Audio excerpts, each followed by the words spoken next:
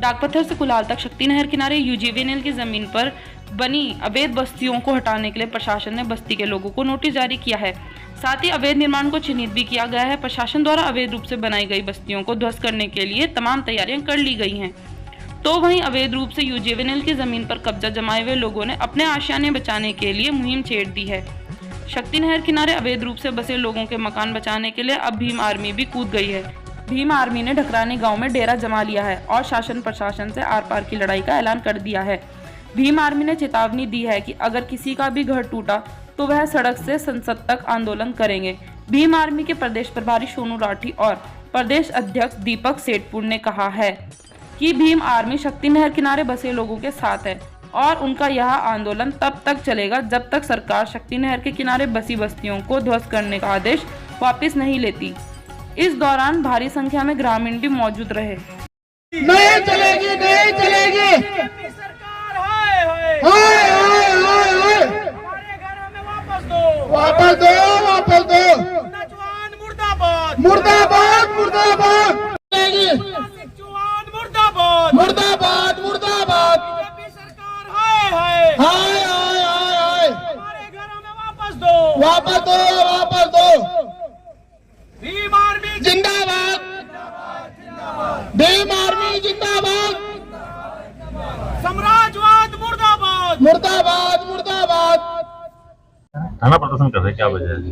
वजह यह है कि जिलाधिकारी के माध्यम से उत्तराखंड सरकार की गंदी मानसिकता दर्शाते हुए गांव ढकरानी, कुंजा, डाकपत्थर, भीमावाला और मटका माजरी, इन सभी गांवों में अनाधिकृत कब्जा बताते हुए नोटिस प्रेषित किए गए हैं कि जल्द से जल्द मकान खाली कराए जाएं। और जब ये शक्ति नहर की खुदाई हुई उस समय अधिकारियों के द्वारा ग्रामीणों से, काश्तकारों से जो जमीनें ली गई उसमें उन लोगों को उस समय ना तो मुआवजा दिया गया और जो मानक के आधार पर शर्तें उस समय रखी गई थी कि आप लोगों को सरकारी सेवा में रखा जाएगा, ना तो परिवार से किसी भी व्यक्ति को सरकारी सेवा में अवसर प्रदान किया गया और ना ही किसी प्रकार का कोई मुआवजा प्रदान किया गया, बल्कि अब सरकार के द्वारा इन लोगों को जबरन यहां से हटाने की कोशिश की जा रही है।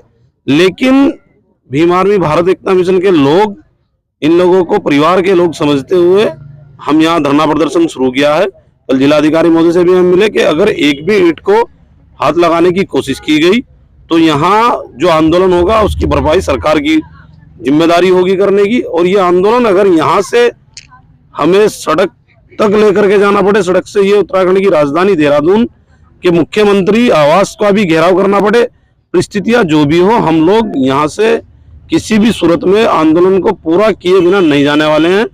और एक भी मकान को अगर हाथ लगाया गया तो उसका जो जिम्मा होगा, जो नुकसान की भरपाई होगी, वो उत्तराखंड सरकार की होगी। अनिश्चितकालीन धरना रहेगा। धरने में समय समय पर पदाधिकारियों को आमंत्रण भेजा गया है। हो सकता है कि अगर सरकार जल्द इसमें किसी प्रकार की कोई कार्रवाई यहाँ के लोगों के पक्ष में नहीं करती है तो राष्ट्रीय अध्यक्ष जी को बुला करके एक आंदोलन, बड़ा आंदोलन किया जाएगा।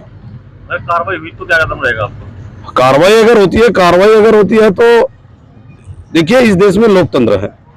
लोकतंत्र की सबसे बड़ी ताकत जनतंत्र है।